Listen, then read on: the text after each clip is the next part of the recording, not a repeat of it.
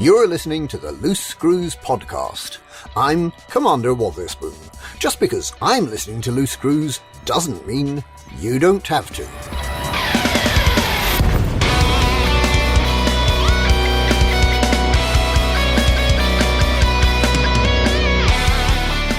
Hello and welcome. See, I changed it up there. I like this. Yeah. Hello and welcome. This is Loose Screws. It is June the 25th, 2020. I am your host, Ty Worsham, and I have decided to do weird things this evening with my voice for shits and giggles. Actually, I won't be doing it the whole night because I can't hold it. Heavy on the shits. Yeah, heavy on the shits, yeah. With me this evening is our amazing and influential audio engineer, JN Trax. You doing all right this evening, man? I'm doing okay, man. You know what? We're gonna just ride that diamond railroad just a little while longer, I think. Apparently so, yeah. Apparently so. You know what? It's a good thing to do when you're doing a podcast and you want to be in game, but you don't want to have to concentrate on anything. Yeah, we'll we'll talk about what I'm doing here in a minute. So, Oh God. I know. And the national Cheez-It champion, the Monterey Jack. That's what you need to name your fleet carrier, Chig. Was that the cheese of the week last week? Will I have to change it every week? I don't know. All I can think about is like Chippendale's Rescue Rangers and that mouse, Monterey Jack. Oh, it sounds like a ship name. It just sounds like a ship name. Well, yeah. I'll get right on that. I'll pick out a ship to be the Monterey Jack, just for you. All right. So, a couple of notes here. Number one, if you're listening on or about June 26th, June 25th, the Steam Summer Sale has started. So a couple of things I have noticed that is pretty cool. Elite Dangerous is on sale. So if you're wanting an alternate account, or if you want to get your buddy playing the game, I believe the Commander's Edition is like $15 right now. Go get it. Also, Horizons is like $6 or $7. If you don't have that for some reason, go get it.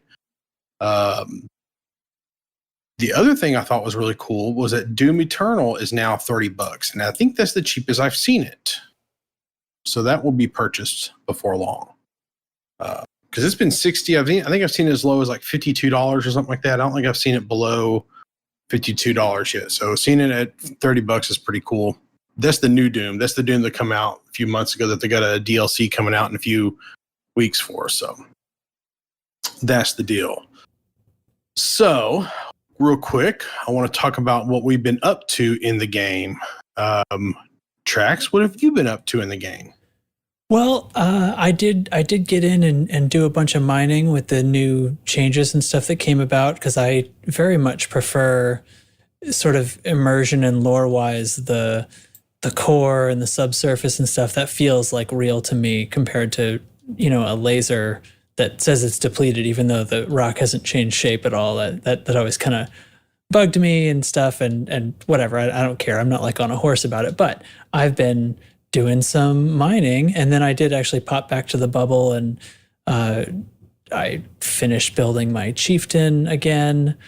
So now I have a versus humans chieftain and a versus aliens chieftain separately, so that I can have some of both. And I do love that ship, but I had missed her. So yeah, a little of this, little of that. Yeah, the way I've always kind of imagined surface mining is like taking the top 2 inches of the soil off. And that's why it depletes, like your lasers can't go below like the top 2 inches or whatever. Mm-hmm. That's kind of I've always imagined it. That's why I was like, oh, well, that's why it doesn't change shape. Because, you wouldn't really notice the top 2 inches of the moon was gone, Yeah, but you'd be able to do the whole, don't get me started on this. well, after that, it gets too hard because it's just, I don't know, I'll make it shit up as I go. It just worked in my brain a little bit. So, Chig, What you been up to, man? Oh, I don't know. I bought my fleet carrier during last week's show, and I pretty much park that near a CZ because it seems like NL Hate and Nurgle and the Squadron have us at war constantly, which is pretty cool. I mean, I think we now have a presence in 3 systems, which kind of just happened today, I think. So. Yes, picked up another system, and I think that was a day earlier than they thought it was going to happen. But hey, that's awesome. The Squadron's active. Everybody's having a blast doing it. I had never even thought I would ever touch BGS stuff in this game, and now, I'm in the thick of it with everybody else. Actually, I had a fleet carrier. I move it for that stuff. I haven't really done anything else in game. I flew to Shinrarta and bought, I've always wanted a Chieftain and A-rated it, bought a Mamba and A-rated it, bought an Eagle and A-rated it, and no, just those 3 ships. Didn't bother engineering them or anything, just flew back to my fleet carrier, transported them to my fleet carrier, and I'll get around to engineering them one of these days and going out and maybe doing some CZs with it. But yeah, I don't know. Back in CQC is pretty much all I'm doing. A lot more people in it, and you can get games pretty much any time now. It's the in-game queuing is working. That's great. It is. Yeah. It's kind of a shame because I can't get myself back into CQC mode. I'm so interested in messing around with my fleet carrier and doing things like that right now. So I'm having a hard time getting back into CQC. But anyway, I'm actually out on near the Statue of Liberty Nebula, trying to pick up Severe. I can't say his name. Server Runner? Yeah, thank you. Server Runner. And I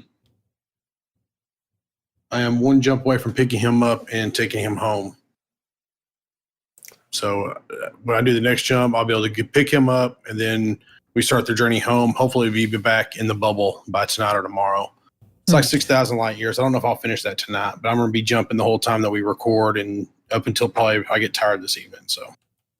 So I was sort of catching up on Discord when I saw that conversation. Is this a Space Madness rescue? Yes, that's exactly what it is. Yeah, he was out on Distant Screws, and then he kind of decided to go off on his own after Distant Screws ended. He didn't go all the way back to the bubble. He decided to go east on the galaxy map, and he made it as far as the Statue of Liberty Nebula, which is about 6,000 light years, nearly dead east of Sol. And he decided to turn around, and then he's like, I'm about to just blow my ship up and head back. And I was like, well, I could pick you up. I'm only about 4,000 light years from there. So I could, so I was already out gathering mats anyway. And I was like, I don't mind coming in that way if you want me to. And he's like, yeah, if you don't mind. And here we are. Right on. So that's awesome. Yeah, I hate when somebody has to blow themselves up to get home because they got just sick of being out in the black. So that's cool that you went out and did that. Yeah, that's why we need a wormhole generator. But at the same time, it's like I don't want the galaxy to shrink in size. So it's kind of, I'm kind of hypocritical there. So, so kind of want to go right into the news here. So when the fleet carriers released on the 9th, there was also a Galnet news article, and we didn't even talk about it. And I don't know we why. Skipped. Yeah, we were so excited about fleet carriers, we didn't even talk about the new Galnet news article, which was pretty cool because we haven't had one. So before this, we had one on January 14th of 3306, which was 6 months ago, about the Witchhead system designations, where they changed some of the Witchhead system names to actual star system names. And then this one here is about the Vitadyne nanomachines reach the galactic market. So nanomedicines or something? Yeah, nanomedicine. Sorry, medicines. I can't Close read. Enough. Yeah, reading is hard. Nanomachines. I was picturing Stargate Atlantis. Oh God, what a good show. I know when Atlantis was good. It was SG-1 was the good one. They were all good. No, you shut your mouth. Anyway. Wow. All right. Anyway, we'll talk about that later. But So in this Galnet news article, they kind of talk about these nanomedicines being able to be injected into the human body. So tinfoil hat here for just a moment.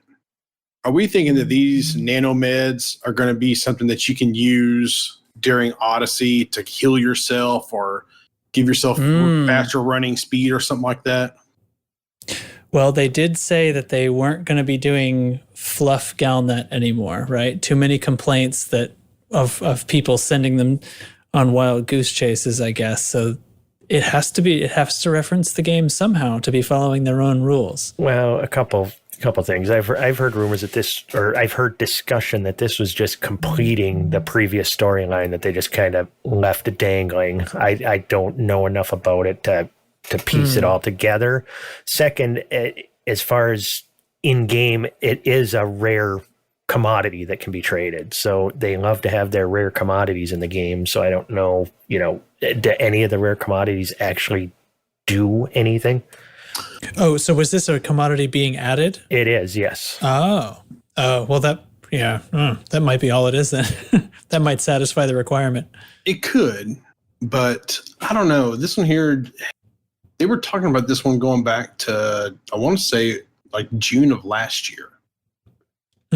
So, and that's where it's, just kind of completing the story arc. And I mean, I absolutely hope it's something in game and something usable. And, I never understood the full point of that storyline. Maybe that was just because when they added new system states, maybe that was their way of weaving that into the fabric of the game rather than just saying, hey, we've got, new, system states. Having, the blight and stuff like that was just part of that. And I think this story may have been their way to, weave that into the fabric of the galaxy. But what do I know? I'm a nerd who works at a rental car company. Well, we're just guessing. That's okay. Yeah, I don't know. I guess at the time I was sort of thinking, this has to relate to something bigger, but I may be fooling myself. If it's just a rare commodity, then they could get away with that. I mean, if we peek under your tinfoil, Ty, what's your theory with it? What do you think it's gonna be? I think that this is directly the way that they're going to, lore-wise, get us walking around the ships and walking around planets. I think that, because here's the thing, if we're going to be able to move around the planet and whatnot, like we saw in Odyssey. So think about the gameplay aspect of this for just a moment. So in real life, if you jump too far, you fall and you die, or you get severely hurt.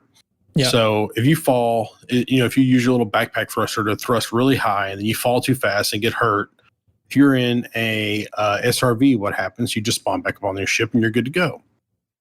If you're in a fighter, you are telepresencing into the fighter. There's no real reason. You're telepresencing into the SRV too, right? You actually are not. You actually are not. You actually are physically in the SRV. They just have kind of let that one go. But the whole thing with the these things, I think, so from a gameplay point of view, if you fall too far and you take damage, you're going to have to be healed somehow. So otherwise, I mean, you're think about like a first-person shooter, how many times you get shot. Think about like Halo for just a minute. Everybody's played a first-person shooter. Think about the first-person shooter. What happens when you duck behind cover? You heal.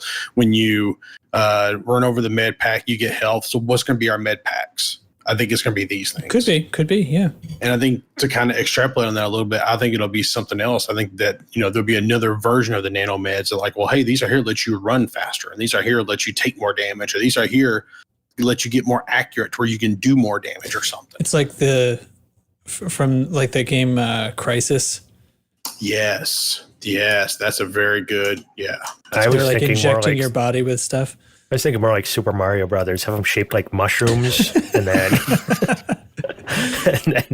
But let me take my nano mushrooms. Exactly, that had never even occurred to me to think about that. But yeah, if there's nano technology in you think of all the sci-fi you've seen over the years, what nanobites do and everything inside of you. That's a really interesting idea. That never even occurred to me. It would also kind of make sense because, leading up to Horizons, there was a little bit of talk about planetary landing systems. I can't remember the name of the company now, but some company was developing planetary landing systems. It would kind of match up to the previous lore a little bit. So I don't know. I'll be looking at that a little bit closer. I'm going to have to reread that and study backwards a little bit and see, if I can pick up any other clues in there with that thought in mind. Yeah. Well, I hope so. I kind of hope so, really. I hope that, I don't know. I just kind of hope that it's something more than just nothing, Yeah.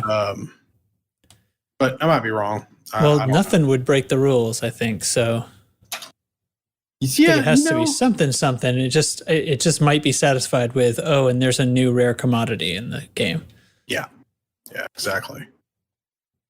All right. I'm waiting on Severe Runner to dock. He's in the docking process as we speak. Good deal. Way to go. I know. You're a true hero.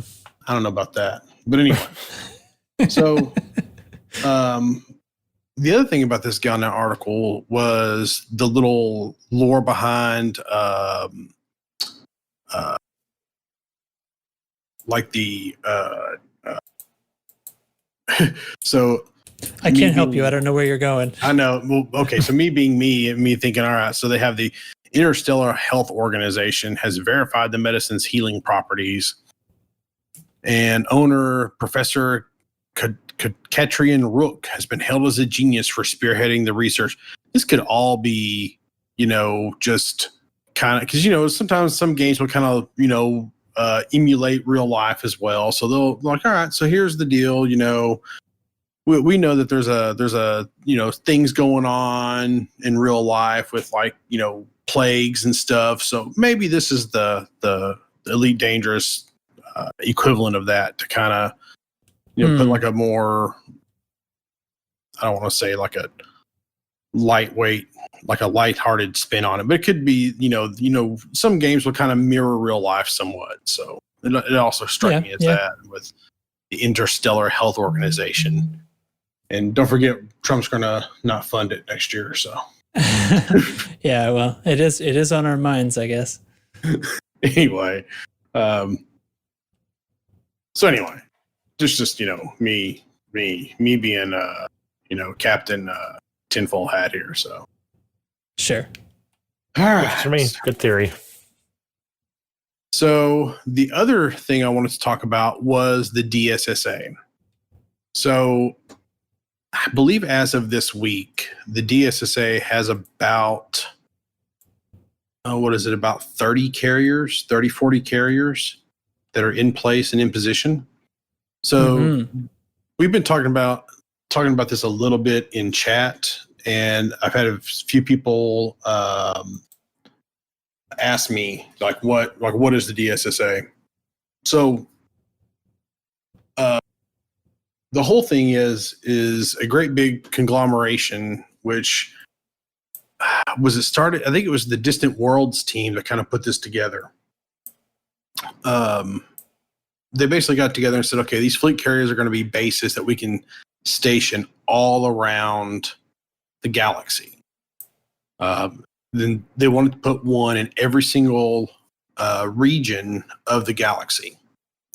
And there's a few that are there's a few sectors or a few regions that are going to have 2 or 3, and they're going to be strategically placed, of course. And there's some that are just going to have 1. So right now, these carriers are leaving and headed out. And if you guys look at the links, I'll link there. There's a couple of maps where they actually have the carrier and the name of it and the system it's in when you click on it, kind of thing. And the red ones, they're not in place yet. They're just they're headed out. Some of them are going to be harder to get in place than others. There's one already out at freaking Beagle Point, which is somebody made that me. run in less than 36 hours after release or something. Yeah, somebody did not sleep, is what that is. Yeah. But yeah, it's pretty interesting to see all these carriers going out. There is a list, and I'll be hopefully putting this up in the show notes as to because they update this fairly often. They got a little Google Doc spreadsheet that they're updating with where is it at, the system, and what things they offer, like refuel, rearm services. Yeah, what services? Thank you. They offer. God, I don't know what the hell to do without y'all. Well, just looking at that map, it's just it's mind-boggling. I might make that my wallpaper because it's also has that pass of all the ships that have flown around. You can see where the traffic is really heavy, and then even above and below the plane, how the pilot traffic, and then how many of these? It's got to be close to 30 are already in place all over the galaxy. That's just, man, it's crazy. That's mad. People, yeah, it's so cool that so many people volunteered their carriers to do this. And wasn't there a commitment of at least a year, or what was the something like that? Yeah, man. And they wanted about a year commitment for the people that did this, and they're not getting anything for it.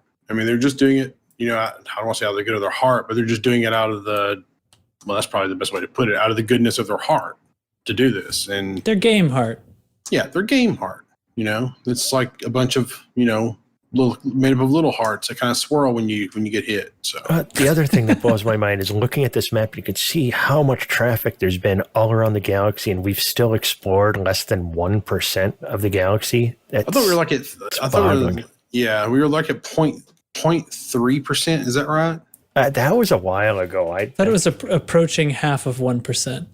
Yep. And you can see people have been, it looks like every corner of the galaxy. Nope, just kind of passing through. It's crazy. Yeah. To get every little thing along the way would just be so crazy. It is 400 billion stars. God knows how many planets. Yeah. And I'm kind of curious how Frontier calculates that number anyway. Like, do they take like just honks and goes, or as not being explored? Do they take surface maps as not being explored? I'm not real clear on that. So it would have to be I don't know. I was about to guess. What good does guessing do? A percentage, right? Like 3 levels. If a system has been honked, if a system has been FSS'd, and if it has been mapped. Yeah. And then percentage of the galaxy that has had all 3 of those things, or one of those things, or 2 of them. I'm guessing if somebody's machine is rendered that system, which means you hopped in and you honked, there's so many stars that could be it. That could be all they're measuring. That would actually be the easiest way if they don't just look at, here's what's planned and versus what's been plotted. So. Right. It's crazy. There are some awesome nerds in this world. So, but that is what the DSSA is, and that's kind of really the only big news that's been going on. There's a few things that people have been doing with their fleet carriers. We've seen some pretty cool things. We'll probably talk a little more about that next week. But I think we're going to get around to the Chig chat. Chig? All right, I guess we'll do that. No sounder this week. I had one of my monitors die, and Trax is having soundbite issues. Thanks, buddy. Blame Microsoft. My equipment's not working. Some people blame them for everything. So, well, let me jump in here. So, one quick thing. So, because this is it's actually my fault. So. What? Do explain. It is. Okay, so NVIDIA released their latest Rhino drivers, which enables the GPU scheduling. So this is actually pretty cool software because it allows the GPU to actually control its own memory. So this actually gives the GPU more flexibility in the way that it runs things. And I was able to beta test this driver on my personal rig and on some work rigs for about 3 weeks before it released. And there was a few different iterations floating around, but it actually does work. It works really well. The one issue is that you do have to download the, y'all hear the guinea pig? The guinea pig filter? Yeah. If you don't download that guinea pig filter, your microphone gets real noisy. You do have to download the Windows 10 May 2020 update in order for it to work. Now, some people are saying, well, this is because of they're locking things out, or, and they may be. I mean, NVIDIA and Microsoft kind of have a history of doing that anyway, and more likely to be available for everybody at some point. But the fact is that it's here and it's cool and it does some really cool things. And I'd rarely recommend going to drivers early on. I'm a big believer to wait on drivers, but this is one of the times I would strongly recommend go ahead and getting this May update and go ahead and getting the driver, because it really does make some performance differences. People with higher end rigs probably will not see much of a difference until you start playing like really high end games and it kind of pushes your system. You'll actually see some performance differences. People with lower end rigs, if you're closer to the performance headroom, then because what it's solving is a little bit of latency. It's not like it's adding power to your GPU, but it's shortening one of the little paths between your computer wants to render a scene and then you see the frame on the screen. There's a bunch of little steps that happen in there, and this just shortens the gap between one of those steps. Just making it more efficient. That's what they're usually doing. And like I said, it's really worth it. I think it's one of the few driver updates I recommend, and you can download it from GeForce.com. And like I said, you'll have to have the May update, which you should be able to get by doing your Windows updates. And if you don't do your Windows updates, Windows 10 will make you do them anyway. So, unless you find a little hack around that, which I definitely did. Yeah, there's a few little hacks around it, but anyway. So, Chig, I turn it over to you now, sir. Sorry, I didn't mean to stop over you there. It's all good. I mean, my topic this week isn't. I'm going to go off on a tangent this week. I'm going to talk about topics, kind of. Last week's discussion we had, kind of carried through other shows. It's a hot topic in the community, talking about payouts and stuff, and we got some pretty heated discussions, both in Discord and in private messages. And I just want to say, just for the record, we don't represent anybody. We're just nerds talking about the game. If you don't like our opinion, that's fine. I mean, we all disagree with each other half the time. I mean, we've all heard Ty change his opinion 3 times during a conversation because he's just that laid back, and he when he hears a good idea, he likes it.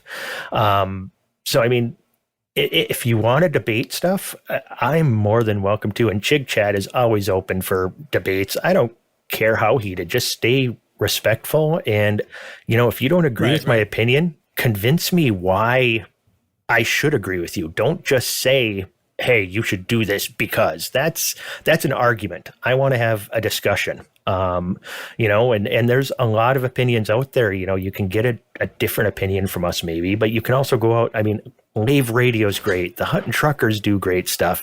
Kaizen and Screw Over at Elite Week are great. And if you really want salt, you got Yamix you can go listen to. So just,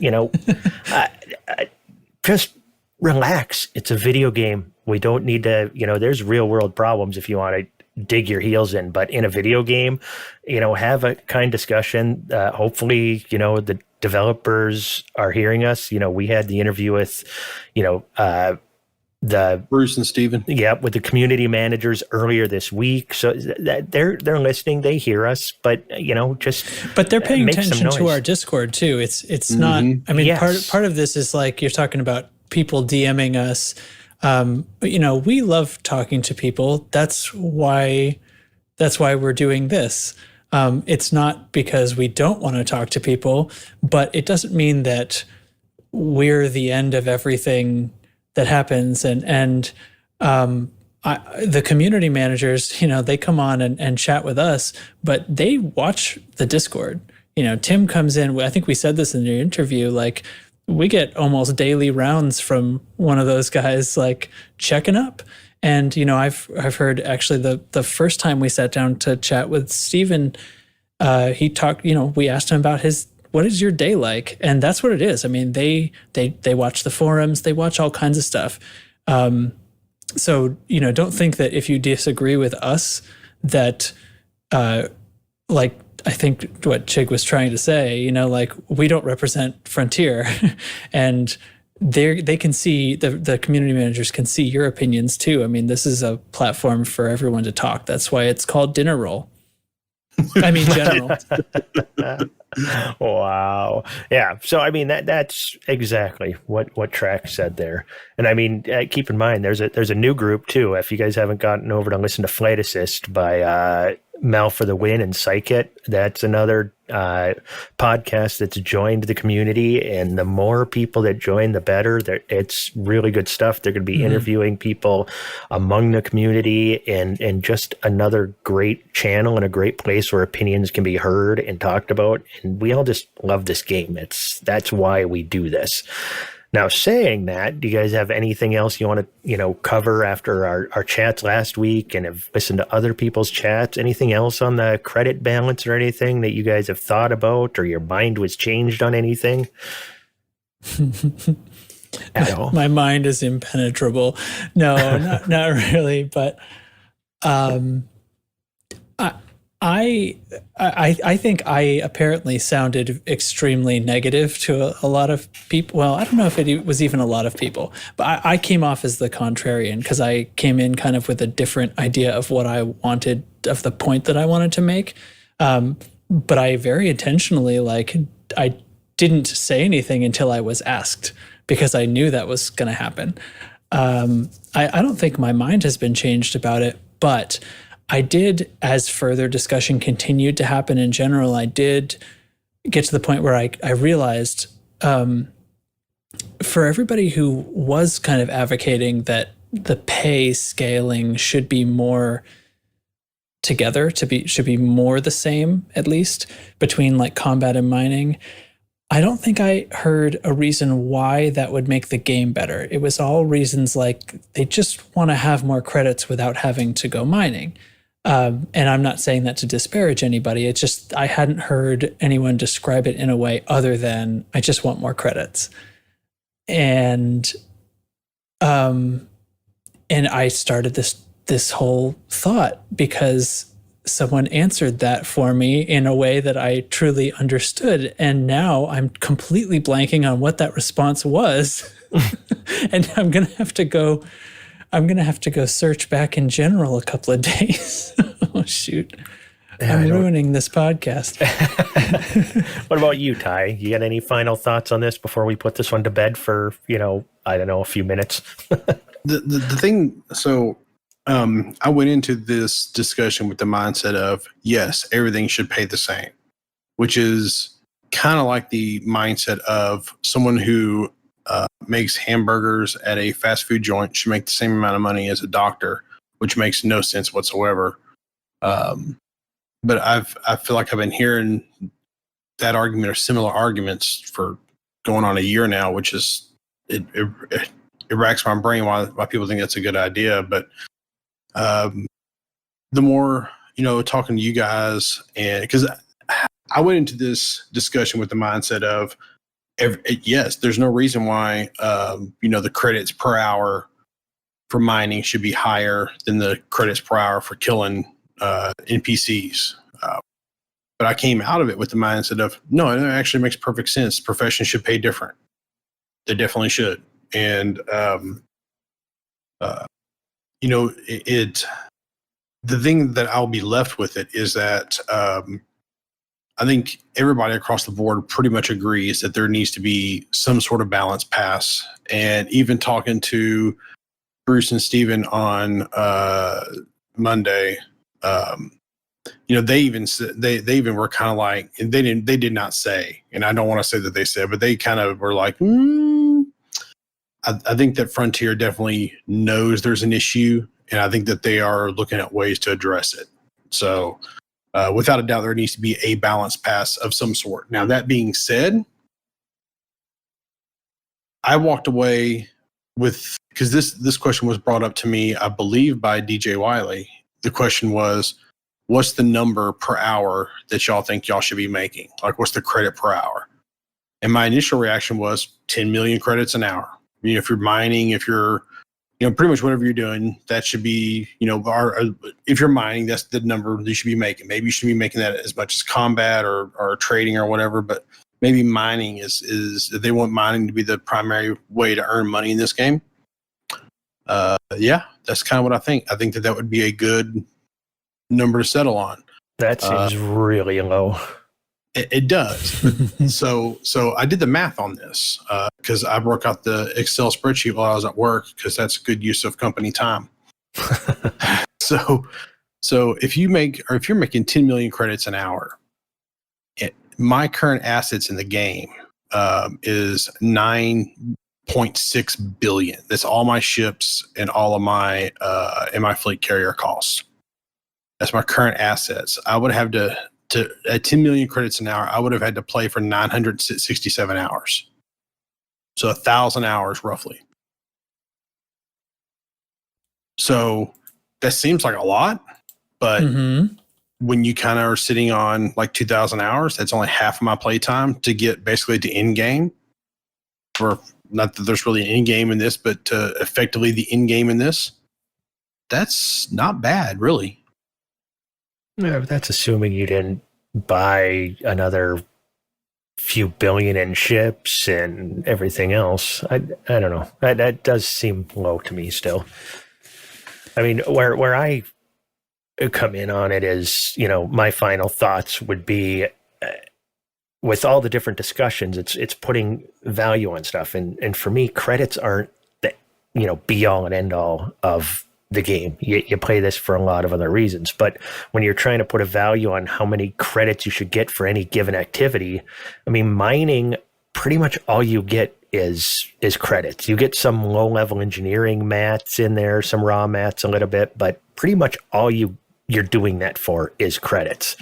Whereas combat, yes, you're getting combat bonds, but you're also increasing your combat rank. You can get Imperial Fed rank. You can get engineering mats of all grades while you're doing it. It affects the BGS, can affect power play. Combat is everywhere. You're getting rewards other than just credits. Right. Exploration, you can make some decent money doing exploration, and really you don't need credits when you're doing it. So everything you're getting is, some ship repairs, but that's nothing really. That's peanuts. So, you're not having rebuys. You're not, having to restock ammo or anything like that. And that extra benefit of that is, you get to get your name on shit. Everybody loves seeing their name on a new planet or something. But you're also, you're boldly going out and seeing things that nobody has ever seen before. It's got, they have combat and exploration have additional rewards. Mining is just credits. So, in short, what I'm saying is, I think it's okay. Should they have a balance pass of some kind?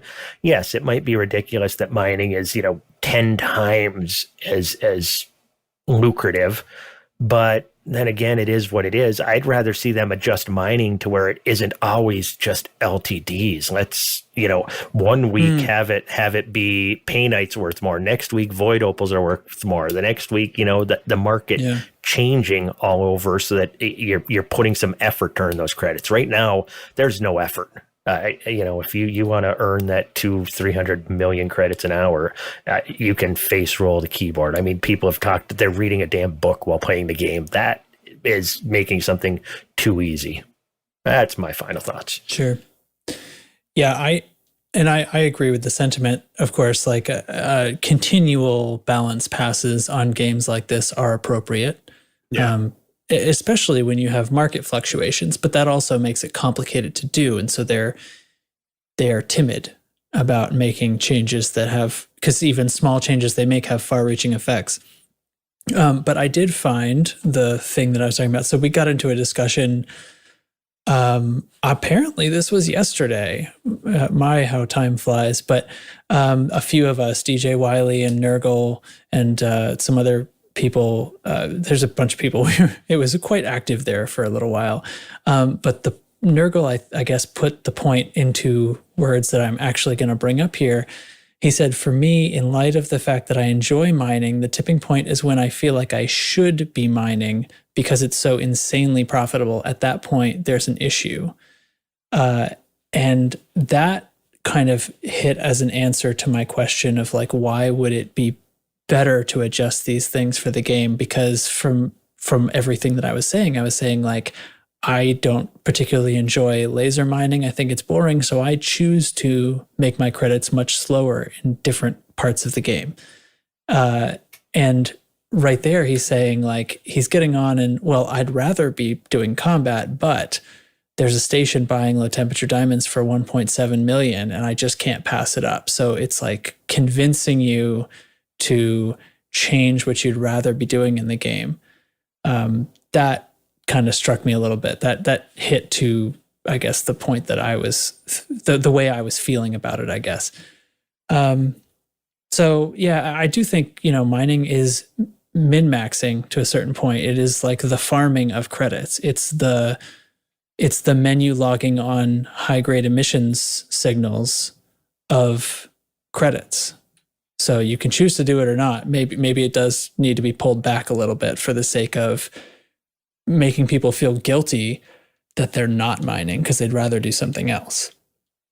Very true. It's the min-maxing mindset too. In all games, players are going to find ways to do things faster than you should reasonably be able to do it. Like you said, the logging off at HGs and stuff that really, but that's intentional in the game. Exactly. That's intentional so that if you want to farm, you can. It's an option. Yep. Like I had mentioned last week, it's like having a cheat code in an old game. You can choose to not use it. If you don't want to have unlimited lives or whatever, don't use the cheat code. If you want to have that, it's there. It's not necessarily cheating, and it depends on how much challenge you want to give yourself. Oh. Well, I think we can put this one to bed, or you got some more, Ty?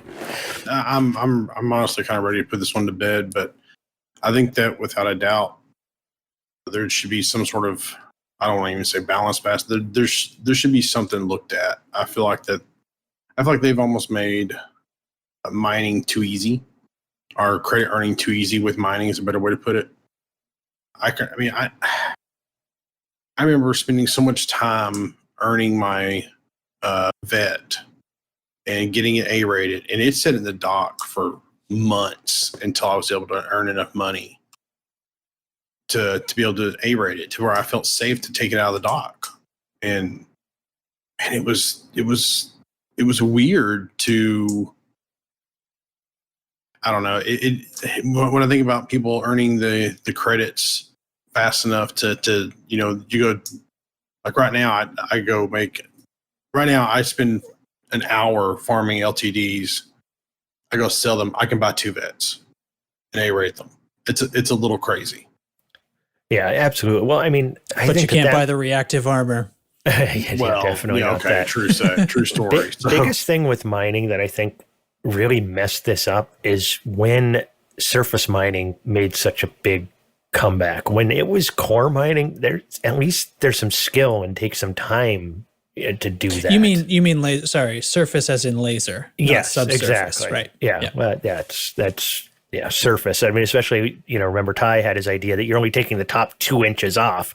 So it makes sense that, you're going to make less doing that. You can make it, you can make credits pretty fast, but it should not be as lucrative as, having to break the whole rock apart, or even subsurface, having to shoot something into the rock to do it. Just, literally just aiming your lasers at a rock and having your limpets work while you're, looking away is crazy. It's too easy. See, for me, the way I think about it is like, I think where they really kind of messed up is not so much in making mining more lucrative, or not so much in core mining, making that lucrative, but in making surface mining and subsurface mining equal to core mining, and they should not be.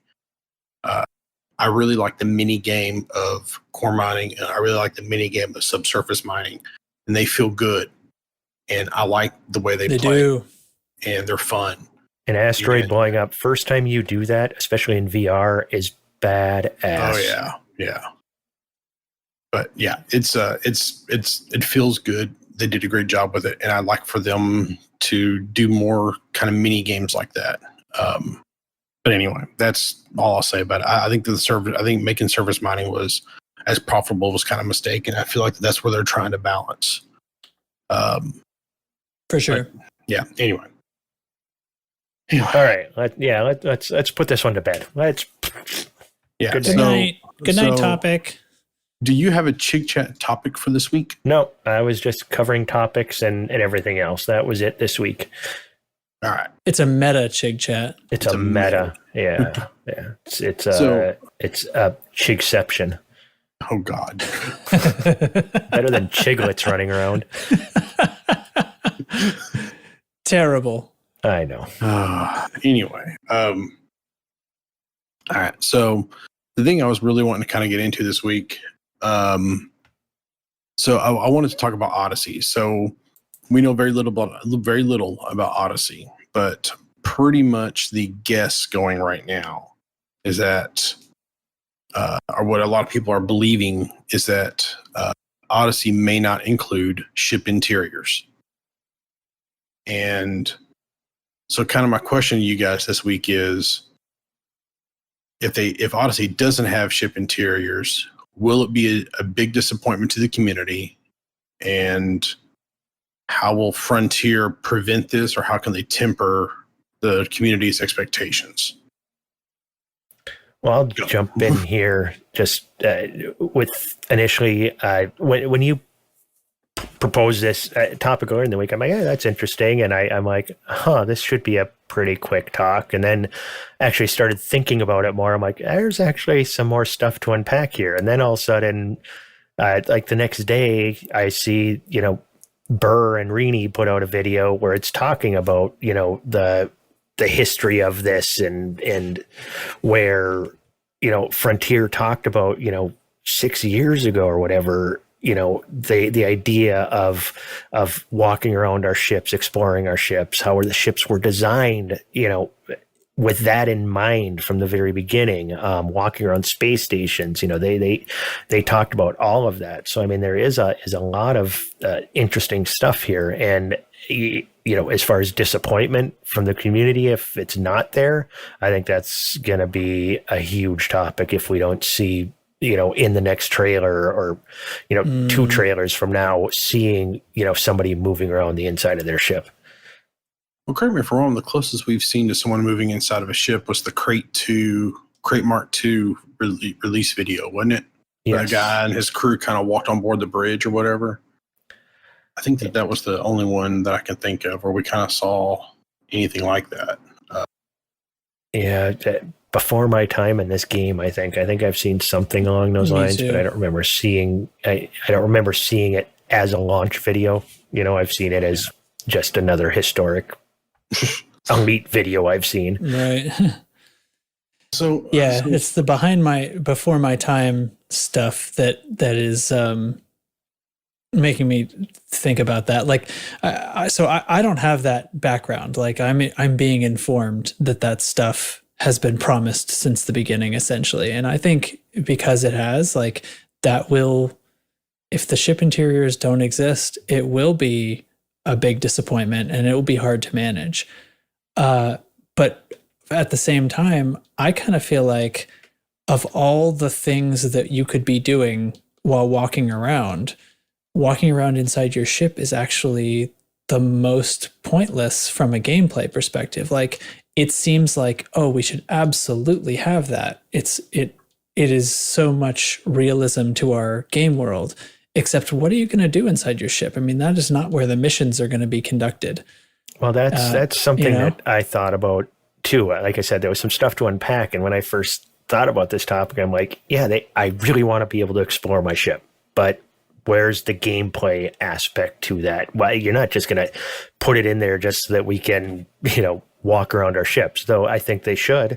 But it's another one of those things that's great, whatever they put in, but it's never enough. Now, pie in the sky vision I have with this, walking around your ship would be something, this is more pie in the sky stuff. I don't think this is coming, but I think it would be badass, and it could add a lot to multi-crew type stuff. You could have friends on your ship, or even NPC crewmen that do stuff. There's some ideas I jotted down. Like you could have a gunner, he, maybe boosts your weapon damage, or maybe you can target modules more accurately or something. You could have a navigator who maybe you can jump farther, or you could jump to individual bodies within a system without, having to be in a fleet carrier or something. An engineer, he could maybe, repair stuff more efficiently than a, whatever it's called. AFMU.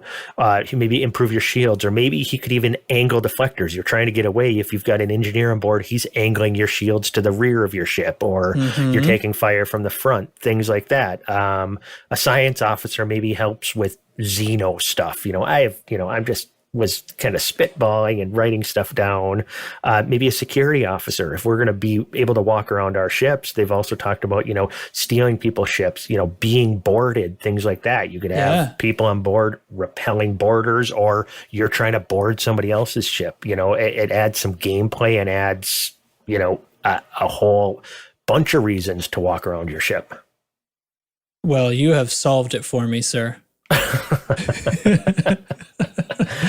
All right, I'm on board. The ship interiors are a must-have. So go ahead, Ty. Like for me, I think that Frontier would be missing a huge revenue stream for them not to include ship interiors. And the reason why is because I don't know how much money people have spent on paint in this game.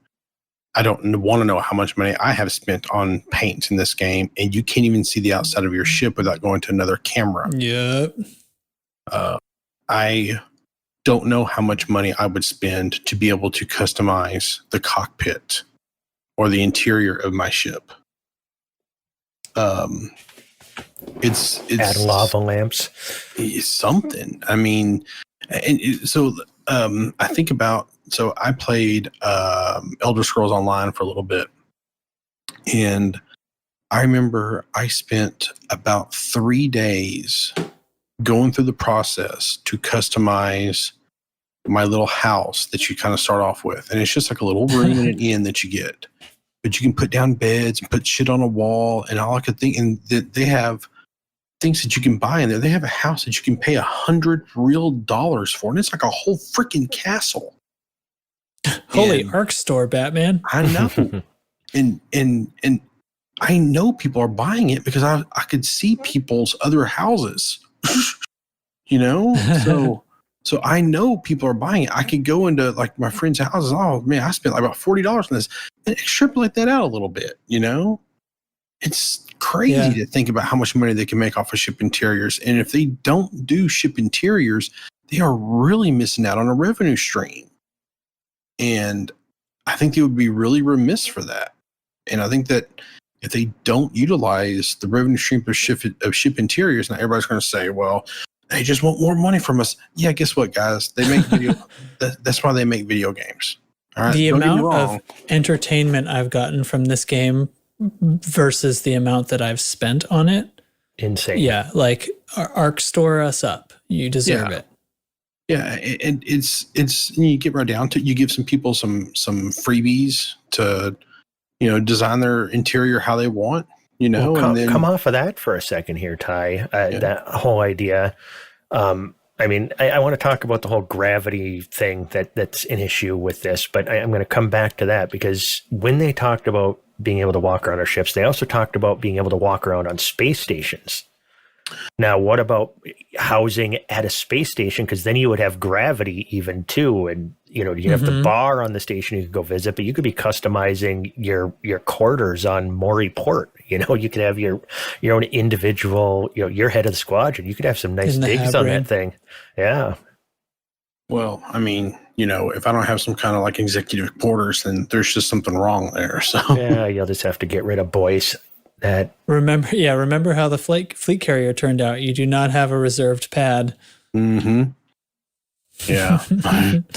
But no, it's you look at that there's a revenue stream there that's untapped, and I feel like that they can make a crap ton of money there. And absolutely. The more money they make, the more development they put into the game, hopefully. Well, here's the kind of my follow-up question to that. So in August of 2018, Will Flanagan, I believe it was on a live stream, said that they went into full production a while ago on what we now know as Odyssey. So that's over 2 years, but we don't really know what a while ago is. So is that long enough for them to fully design the ship interiors? Well, it's not long enough for them to be sure they can do VR.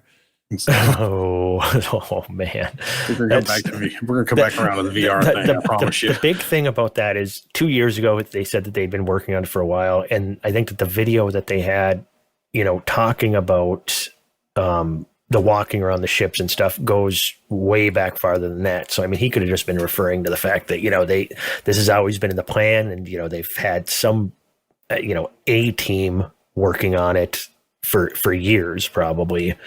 And if the ships were designed from the ground up with that in mind, I think that they've always had some kind of at least wireframe inside, some kind of floor plan in mind, and then it's just a matter of fully fleshing that out over time. And sure. I think that they probably, with how long they've been working on this, I'm thinking, yeah, they should have had enough time to do it, but it really depends on how much of that effort went to these planetary bases that we've got coming. And, it might be telling that the first trailer just showed walking around on a planet. Well, so if you go back to the Kickstarter, and there was a Michael Brooks video, and I can't remember who else now. They talked about when they were designing the ships, they designed all of them with the mindset of how they're going to function, where the landing gears go, where the cargo's stored, where the gun port or where the hard points are actually stored. Because they went it with the mindset of, well, if you have to go work on that hard point for some reason, you're going to have access to it internally. And that was the whole thing there. They wanted to be able to design the ship interiors with that mindset that they're going to have to, that the people eventually are going to have to walk around these things. So there's a YouTube channel, I believe the guy's name is FRJ, where he actually breaks down internal modules of a lot of the different ships. And going to scale, everything fits within nearly every ship up until about the Mark II, the Mamba, the Chieftain, the Alliance ships. And it was about there that they kind of abandoned everything's going to fit. And they're just going to make it look cool. Well, does it have to be all or nothing then? I mean, if we got half the ships that could actually be walked around and half of them that couldn't, I don't know how you wrap your brain around that and how it would mess with your immersion, but, that might be something that they'd have to do. Well, okay, so think about it like this for just a minute. So let's say you have a class 5 optional port. What is our optional slot? What does that look like? How do you design that? So I'm going to put a cargo bay there. Like it's a room or something. Right. Well, Trax is going to put a shield generator there, and you're going to put a shield cell bank there. So how does that look to the player inside? Does it just change depending on what they put there? Is it just like a corner of a big empty room that changes depending on what module's there? I mean, how does that look? And is it just a situation where you can't even see those modules, where it's just like, so the other idea was like, well, what if they just do like, it's like Star Trek Online has interior for the ships. You get into the bridge and you go through a little turbo lift, which instances you down to like this big hallway of Star Trek looking stuff that, you get to like a little tin Ford looking room, and I don't know, it feels separated from the ship. So it doesn't really feel like you're on the ship, but that's their ship interior. And I feel like if Elite did something like that, where it feels disconnected from the actual layout of your ship, it's not going to feel right. Like if you're on the Sidewinder and you go through a hallway, the hallway's longer than what it should be or taller than what it should be. it's going to feel weird, and it's not going to be right. And then what if your hallway is similar to the vet? I mean, it shouldn't be, but what if it is? You know, because you're just going through a little instancing thing. And I'm not saying they're going to do that, but it would, you know, for some people, they'd be like, oh, no, this is my ship interior, and here's the thing. I'm like, that would be a big letdown for me. Yeah, I agree. I mean,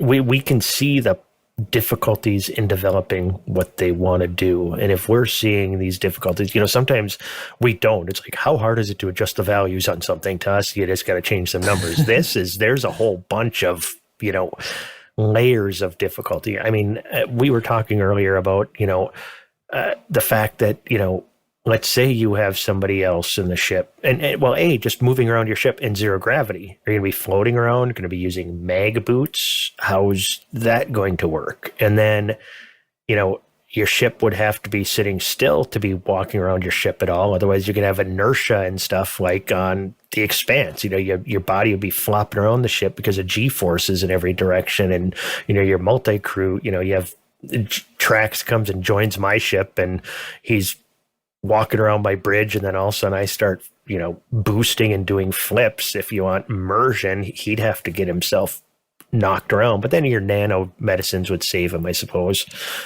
That's true. That does sound like a likely scenario. You tossing me around the tin can that is your ship. Yeah, for sure. I'd invite you over just for that. But I mean, that also, one of the other things they said, like I said, walking around the station, they also talked about, you know, exploring derelicts, you know, finding, I don't know if they were talking generation ship you find or just, you know, a beat up Anaconda. And you do, you know, like the one episode of Firefly when they found the Reaver kid on there and stuff, and, you know, things got all crazy. It'd be creepy to go onto a derelict ship and start, you know, getting salvage from it and making money that way. There's a good place to get some black market stuff to actually use the black market. But once again, are we talking mag boots? Are we floating in space? And if we're floating, all of a sudden so worried about motion sickness with VR, and that could be another reason they're not having VR at launch, you know, working out those details. I don't know. There's so many variables, so many moving pieces. I don't know the answers. I'm waiting for more than this 77-second video. Mm-hmm. Yeah, I mean, we know basically nothing. Yeah. Well, that's true. And, you know, one of the things that we've been told is we're going to get dev diaries back, and that's should give us some more information. And, you know, we're making a lot of assumptions here based upon, you know, just like you said, a 70-second video. That being said, I think that, you know, just like with, you know, the VR thing being a big deal, I think now's kind of the time for them to know our concerns, and say, hey, for them to make sure that they know that, you know, these things are acceptable, these things are not, because, you know, not saying that anything that we say is going to be, you know, change FDev's plans, but the community as a whole change FDev's plans. That's, you know, we know they listen to us, so. Well, you guys convinced me. I came in here like, you know, I know it'll be disappointing, but what does it really matter in the grand scheme of things? And then, boom, instant flip-flop. Well, and you know, just like if, you know, if they do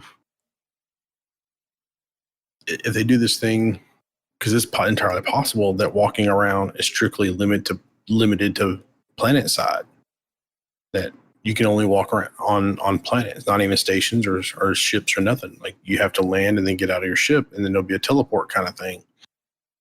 That feels like it'd be a disappointment. That feels like it'd be a miss.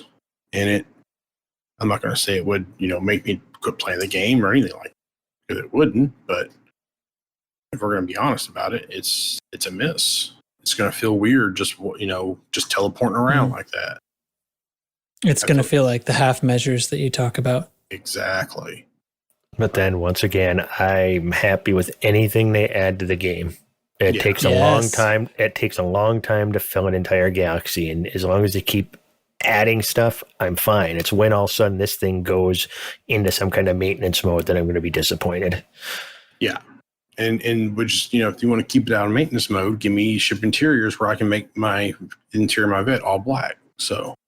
and that's a whole lot of arcs, Yeah, right? Ship interiors equals arcs, which equals income for them and everything. Yep.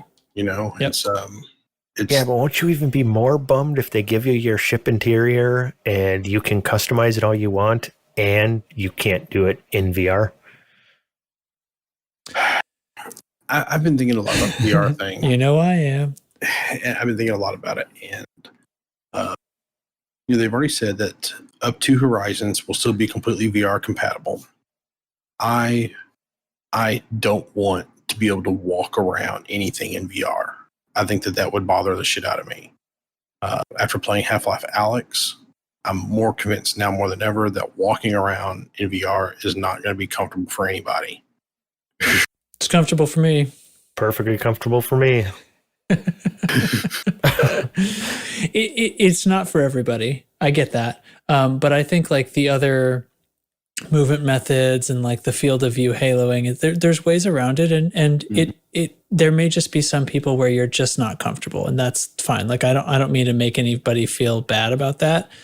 But I use full motion, walking around, jumping, leaping off of cliffs. It took me a while, but I got used to that and I love it. That's like the only way I want to play games now. So, it exists on both sides, I guess. That's even the vomit buggy. I can't do the buggy without being in VR. I just like it. I do the SRV if I'm on too rough terrain for too many minutes without a break. I will start to feel it a little bit. That is the only place. And the SRV is worse than walking around.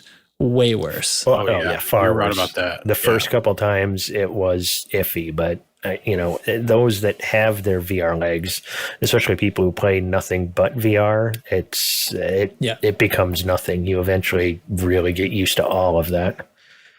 I was really not necessarily saying like getting sick or anything like that. I was really more or less saying that from a running around and shooting people or running around and shooting aliens or anything, it's more fun with a mouse and keyboard. Oh, hell no. Oh yeah, full disagree. Are you kidding? I'm going full you're wrong on that one. There's nothing like freaking dropping to the floor and shooting at something that's flying over your head and turning around and oh my god, it's not even close. Guns are one thing. The bow and arrow, come on. Okay, the bow and arrow is really cool, but God, the gravity gloves in Alyx, you didn't have a blast with those? That would be funner with a mouse and keyboard? No way. Okay, that would not be fun with a mouse and keyboard. But that was specifically designed for VR only, so that's sort of a cheating example. So the thing is, you can't aim down your and your partner argument here that you can't aim down your sight with your gun in VR because it throws it off. Now, you kind of can, but you can't line it up as well. Yes, you can. You can if the graphics of the gun are designed right. The offset has to be in the right place so that you're not whacking your headset with the controller. But you absolutely can if it's designed right. Like if it just needs to, the scope needs to sit a little further from your wrist is all. Okay. And especially handguns and stuff, you absolutely can sight those and no problem. But then again, the game we saw, it was these laser railgun funky space guns, and they were more rifle-like. That could be interesting, but then again, those could have, it looked like some kind of digital scope instead of having to line up down the length of the scope. It's more like a red dot you put on a pistol, that kind of sighting would work just fine. But I mean, even I thought about another solution. I mean, all you'd have to do is even just put an aiming reticule out in front of you and you aim like you aim your ship. I mean, sure. If you're so going to be almost projected on your screen, exactly, in your headset, or your helmet, I should say. That's where you're aiming, and that's how you can control with keyboard and mouse while in VR. Because otherwise, if they're not going to give full motion controllers, if I can't use my touch controllers, I can't be aiming that way anyway. I'm going to be aiming some other fix that they come up with. So I think about you guys have both played Robo Recall, right? Yes. I haven't actually, but I understand the principle. I have quite a few hours in that, yes. Yeah, and now I really like that game. I think that game's just really kind of mindless fun. It's just it's an on the rails shooter is what it is. I mean, I know you're not technically on the rails, but it's that's what it is. It's an on the rails shooter. Feels like that one only has teleport movement though. At least it used to. Right. That one I really like, but my issue with that is when, like, I never pick up the rifles. I usually use the shotguns or the pistols. I don't use the rifles because aiming down the sight with those feels bad, and even just aiming down the sight with the pistols feels like I don't feel like I can ever get centered with them. And a big problem with that, and you can see there's all kinds of, people are 3D printing things or making things out of PVC pipes to get the controllers connected to each other. Because then you get that steadiness, and it actually feels like you're holding a rifle of some kind. Yeah, and I've played that. It is goofy. Yeah, because you're two hands trying to get lined up in space and where you're connected to the gun and stuff. Right, it definitely is an issue. Yeah. Well, like, I don't know. I still want VR, but I can handle not walking around in VR. As long as I get to still fly my ship in VR. But my bigger issue comes into the fact that, and I mean to get this in the whole VR thing here, but my bigger issue comes into the whole atmospheric worlds won't, I mean, we don't know this for sure, but like if you're flying in your ship on an atmospheric world and it doesn't look like that's going to be able to be VR accessible, but the standard non-atmospheric planets will be VR accessible. And why would that even be a thing? Well, I think it has to do with the new planets that are going to be, walk aroundable. Is that a word? I don't know. Sure. That's the elite great planets. They're going to be like the Horizon planets are right now. They're going to be just, landable. They're only going to be visible as landable planets if you're playing in Odyssey, so they're not even, they'll still be there, but they won't show up as a landable planet. Like if you're not playing Horizons, you don't see the Horizons halo, and you can't go land, they're in the game, but they're not accessible. And I think that's kind of what's going to happen. You're going to be in, if you're loading up, Horizons, yes, you can do VR and do everything you can. My bigger concern is if there's other things available in Odyssey, like Horizons added engineers. If you play base game, you can't even engineer your ship. If they had something new for the ships in Odyssey that you can't access if you're playing Horizons, you see what I'm saying? Yeah. That where they draw this line in the sand is going to be really telling, and whether I even, who am I kidding? I'll buy Odyssey. I'm going to buy it, and because I won't know until I actually sit down and play it and go there. And once again, we're so far away. I think it was fun to speculate and get into the ship interiors, and will it be disappointing if they don't have it? I like that kind of speculation, but now we're back to where we were before, talking about disappointment when we really don't have anything to be disappointed about yet. We're already in a catch hell. Yeah. People are going to say that we were salty again, even though I thought we were pretty positive most of the show. Yeah. I've really come around to the point where it's like, even though I'm really going to be very disappointed about the VR situation, like that matters a ton to me. I know that I just can't draw any conclusions at this point.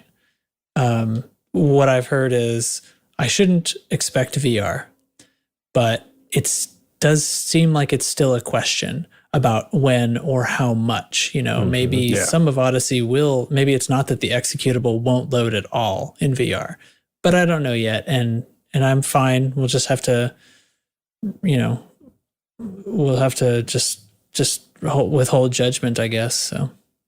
Well, I think it was Lave Radio. I think last week, 2 weeks ago, whenever it was, they said something like, "Would you accept Odyssey VR if it was like in a beta phase?" or like it was like the unsupported in page. headset movie theater screen version. Stupid. Yeah, I would not be okay with that. Yeah. Well, not like as a permanent thing, but if it meant that I could still do everything I do now in VR, and then when it comes time to walk on my feet, I have to view it on a screen like that, Yeah, but I'd be I get okay to with leave that. my headset on to make the transition easier, I'm there. Yeah, I'd be okay Absolutely. with that, Take your time, guys. Take another 6 months or whatever to finish it. Yeah. Whatever. Yeah, I'd be down for that. I'd be okay with that. Which yeah. I'm hoping they have more of a beta version of VR, like I had mentioned before, where you can play it, but they're making it very clear. Yes, you can play in VR, but it's probably going to be nausea-inducing, and you might get some crashes. But give us the option to give it a try. You know, let us play an early stage of the VR version. You know, even though it's not ready for prime time, so to speak. Put it out there, and then basically we'd be beta. We'd be playing the game, but we'd also kind of be beta testing that for full release for everybody. Have it in the live game. I'd like the option, but once again, we haven't gotten any new information in the last couple of weeks. I feel like we're just going to keep talking in circles, and we're 75 minutes in now. Well, here's the thing. So originally we kind of guessed that we would get a great big Odyssey announcement right around, or like a full, not like a little teaser trailer, but like a full trailer, or a full game, maybe like an in-game thing with the Gamescom release, or with Gamescom. Well, Gamescom's been canceled. Now, that being said, I still think we get something in August. I don't think we're going to get any more news about Odyssey until August. That's just me guessing. But I think it'll be August because so they're going to have there's going to be a point where they're going to want to turn on pre-orders. They're going to want to do it about 6 months before before the release, because there's some law surrounding that they have to, within 6 months kind of thing. So, but they're going to want to make as much money as possible with that. So they're not going to, August would kind of line up for them to do like an early launch in 2021, which is what they're planning on at this point. So yeah, I think that, I think there's a good chance that we look at, August for more information.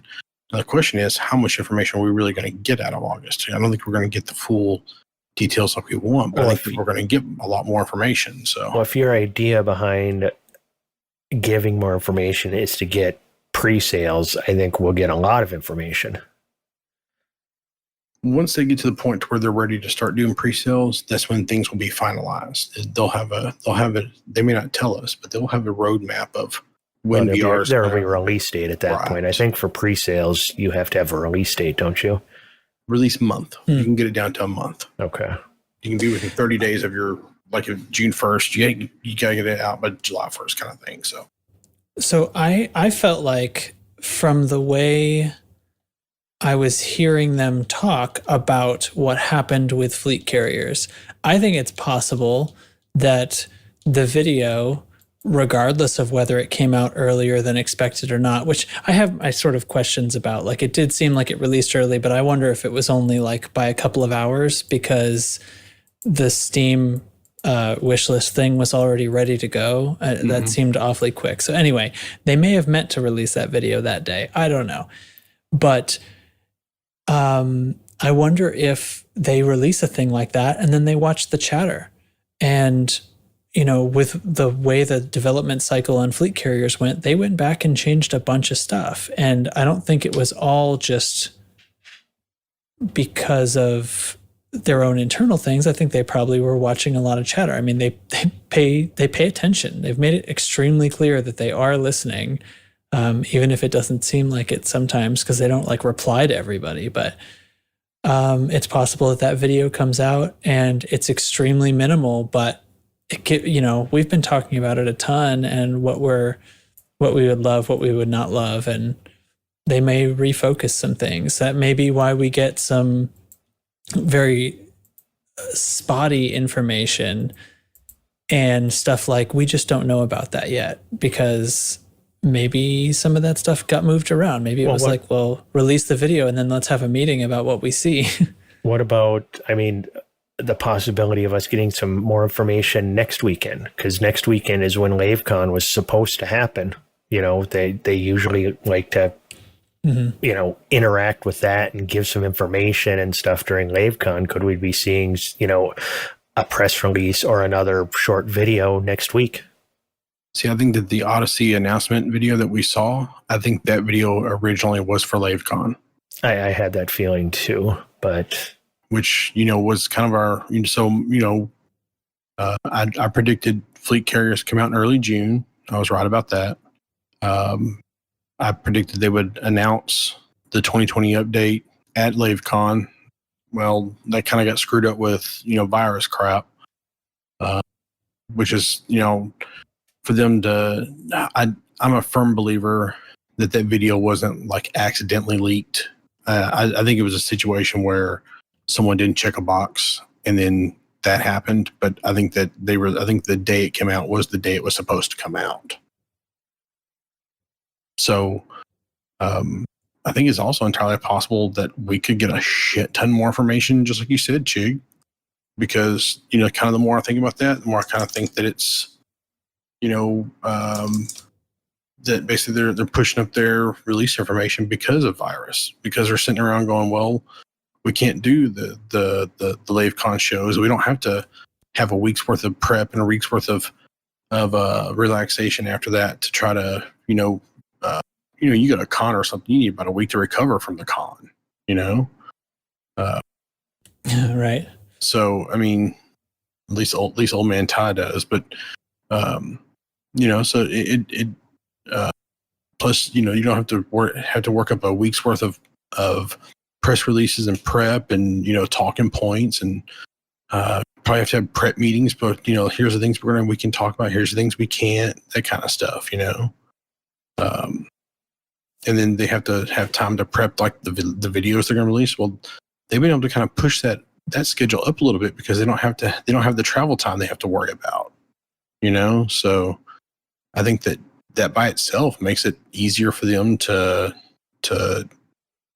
release information, you know? So especially considering the game's been pushed out, so now they're going to need more information produced over time. So they probably have, you know, already had some stuff in the chute that they can still put out, and that's why they said, you know, their press release schedule is going to stay the same, even though the game got pushed forward, because they already had a lot of this promo stuff prepared. But now, you know, their schedules just changed.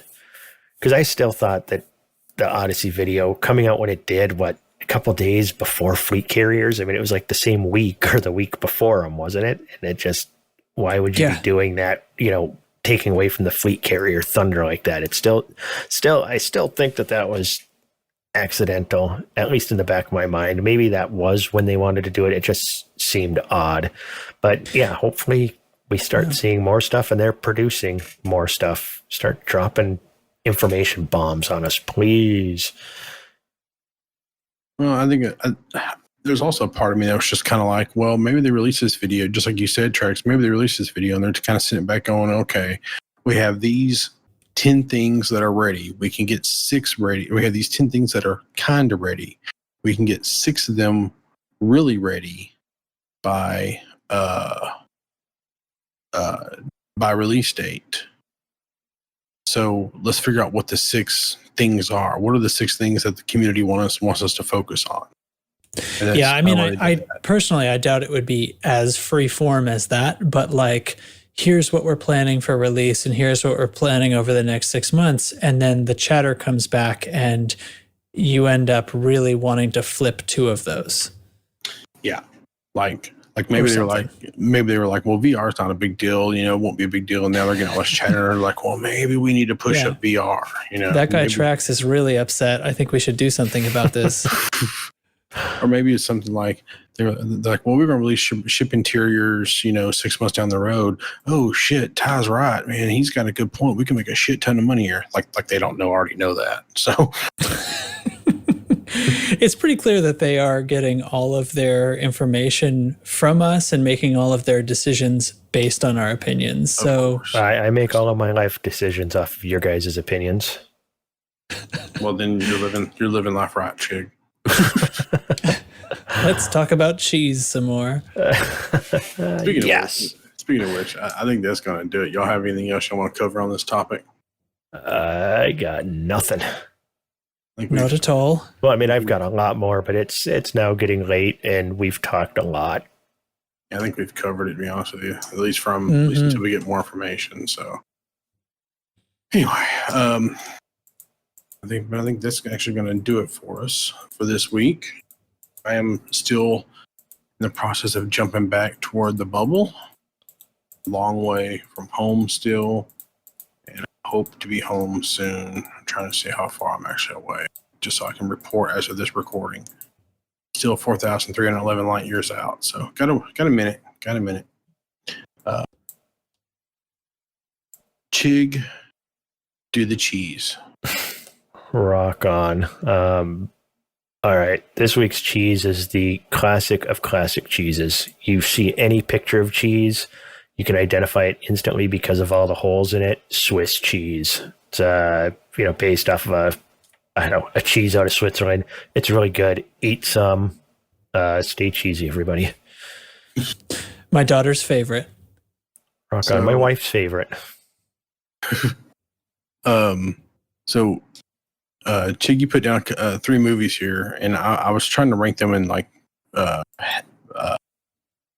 happiness level, but favorite level. So I'm gonna do the 3 here that you got here, but I'm gonna put them down in the ones that I love the most. Okay. So it's gonna be least to most. Now it's hard. These are so close. It's hard for me to say that they're bad, but I'm gonna least love to most love. So Back to the Future. July the 3rd, 1985. I did not realize that it was a July movie. That was a July 4th weekend movie. I did not realize that.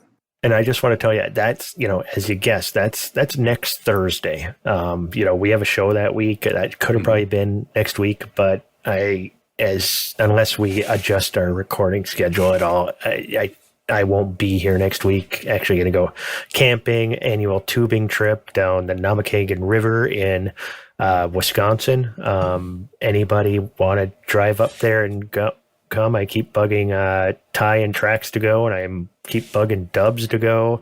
I don't care who you are. Show up. We go down the river Saturday. We're going down the river Saturday, July 4th. Going to celebrate the 4th by drinking a lot of beer and floating down a river.